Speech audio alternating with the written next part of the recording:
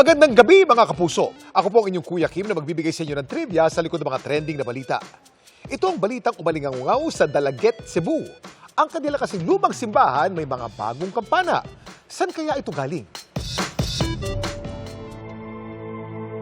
Ilang linggo pa bago magpasko, pero ang pamunuan ng San Guillermo Pare, ang box na raw ang binigay sa kanilang regalo. Tatlong naglalaki ang kampana.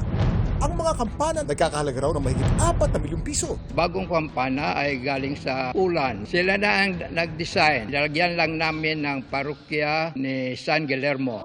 Ang mga bagong kampana ang siyang ipapalit daw nila sa mga antigong kampana ng simbahan. Ito ang bells na broken noong Bohol Quake, Typhoon Odette, na damage na, hindi na usable. Saan naman kaya ilalaga ang kanilang mga luma at sirang mga kampana? Kuya Kim, ano po yung kaugnayan ng kampana o bell sa Pasko? Kuya Kim, ano na?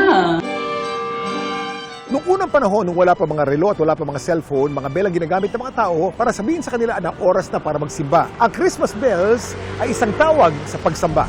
Isa sa pinakasikat na Christmas song ang Jingle Bells. Pero alam niyo ba, hindi itong original title nito. Ang original title nito ay One Horse Open Sleigh.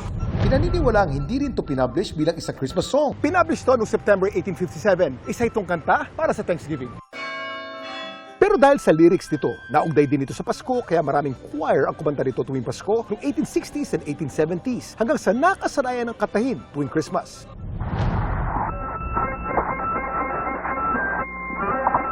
At alam niyo bang Jingle Bells din ang pinakaunang na-broadcast mula sa Kalawakan noong December 1965?